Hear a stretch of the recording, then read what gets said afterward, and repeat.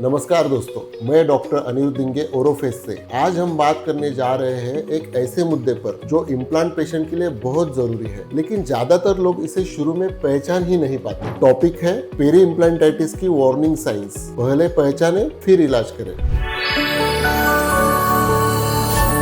बहुत से लोगों को लगता है कि एक बार डेंटल इम्प्लांट लगवा लिया तो काम खत्म, लेकिन हकीकत ये है कि इम्प्लांट की लंबी उम्र आपके देखभाल करने के तरीके पर भी निर्भर करती है। पेरी इम्प्लांटाइटिस एक ऐसा इन्फेक्शन है जो इम्प्लांट के आसपास की हड्डी और मसलों को नुकसान पहुंचा सकता है अगर इसे समय पर ना पहचाना जाए। इस वीडियो में हम जानेंगे पेरी इम्प्लांटाइटिस क्या है, कैसे शुरुआती वार्निंग साइंस को पहचाना जाए और क्या ट्रीटमेंट ऑप्शंस आज उपलब्ध है। मैं अपने एक ऐसे मरीज की कहानी भी साझा करूंगा जिसने समय रहते इसे समझा और आज उसका इम्प्लांट पूरी तरह सुरक्षित है। तो आइए शुरू करते हैं समझदारी के साथ और साइंस के साथ। सबसे पहले बात करते हैं पेरी इम्प्लांटाइटिस होता क्या है। जब इम्प्लांट के आसपास के टिश्यू यानी गम और हड्डी में इन्फेक्शन या इन्फ्लामेशन हो जाता है तो उसे पेरी इम्प्लांटाइटिस कहते हैं। ये कुछ वैसा ही है जैसे दांतों में पायोरिया या पेरियोडोंटल डिसीज होती है, बस फर्क ये है कि अब हम किसी नेचुरल टूथ के बजाय इम्प्लांट के आसपास की प्रॉब्लम की बात कर रहे हैं। शुरुआत में ये बहुत सटल होता है, थोड़ी सी लालिमा, मसूड़ों में खून आना,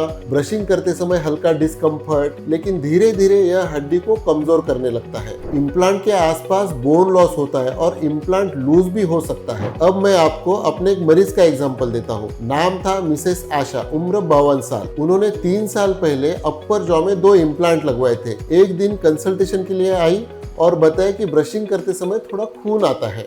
मैंने पूछा क्या कहीं दर्द होता है? उन्होंने कहा नहीं डॉक्टर, दर्द तो नहीं, लेकिन कुछ अजीब सा लगता है वहाँ। तो हमने सीबीसीटी स्कैन किया और हम शॉक थे। इम्प्लांट के आसपास हल्का बोन लॉस शुरू हो चुका था, अर्ली स्टेज पेरी इम्प्लांटाइटिस। अच्छी बात ये रही कि हमने इसे समय रहते पहचान लिया और कुछ नॉन सर्जिकल मेजर्स और लेजर डिकंटामिनेशन से हमने उसे पूरी तरह कंट्रोल कर लिया। अगर वो और थोड़ा डिले करती तो इम्प्लांट को निकालना पड़ सकता था। अब बात करते हैं पेरी इम्प्लांटाइटिस के वार्निंग साइंस की, जिन्हें आपको बिल्कुल नजरअंदाज नहीं करना चाहिए। ध्यान से सुनिए क्योंकि इनमें से कुछ संकेत बहुत सटल होते हैं। नंबर 1, मसूड़ों में लाली और सूजन। नंबर 2, ब्रश करने या फ्लॉस करने पर खून आना। नंबर 3, इम्प्लांट साइट पर हल्का सा ढीलापन महसूस होना। नंबर 4, खाने या दबाव डालने पर डिस्कम्फर्ट। नंबर 5, इम्प्लांट के आसपास हल्की बदबू या स्वाद बदलना। नंबर 6, गम का पीछे हटना, रिसेशन। नंबर 7, एक्सरे में बोन लॉस दिखना, जो सिर्फ डॉक्टर जांच में पता चलेगा। अगर आपको इनमें से कोई भी लक्षण दिखे तो तुरंत अपने इम्प्लांटोलॉजिस्ट से मिलिए। बहुत से मरीज सोचते हैं अगर दर्द नहीं हो रहा तो सब ठीक है, लेकिन पेरी इम्प्लांटाइटिस अक्सर पेनलेस होती है और जब तक दर्द आता है तब तक नुकसान हो चुका होता है। अब जरा ध्यान देते हैं किन कारणों से पेरी इम्प्लांटाइटिस होता है। पुअर ओरल हाइजीन,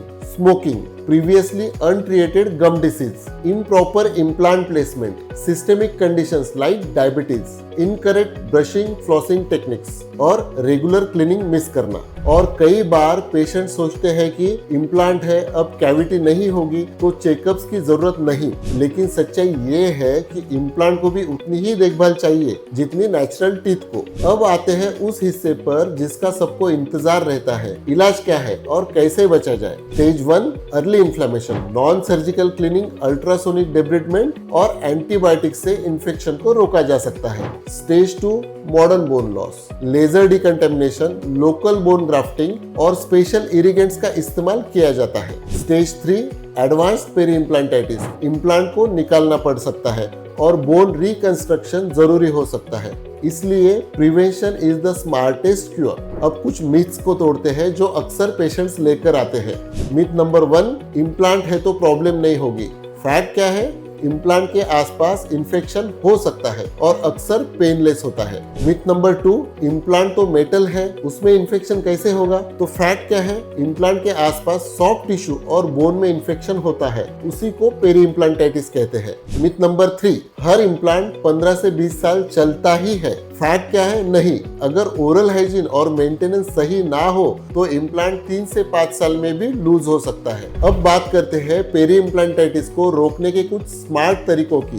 दिन में 2 बार ब्रशिंग और 1 बार फ्लॉसिंग। वाटर फ्लॉसर का इस्तेमाल खासकर मल्टी इम्प्लांट पेशेंट्स के लिए। साल में कम से कम 2 बार प्रोफेशनल क्लीनिंग, एक्सरे द्वारा इम्प्लांट की पीरियोडिक इवोल्यूशन। अगर डायबिटीज है तो शुगर लेवल्स को कंट्रोल में रखें। स्मोकिंग छोड़े, ये इम्प्लांट फेल्यूर का सबसे बड़ा कारण है। और सबसे जरूरी बात, अपने डॉक्टर से रेगुलर फॉलोअप जरूर करवाएं। चलते चलते कुछ शॉर्ट्स FAQs का जवाब देते हैं। सवाल, क्या पेरी इम्प्लांटाइटिस रिवर्सिबल है? तो जवाब है अर्ली स्टेज में हाँ, एडवांस स्टेज में नहीं। सवाल है, क्या इसमें पेन होता है? तो जवाब है अधिकतर मामलों में नहीं, इसीलिए इसे पहचानना ट्रिकी होता है।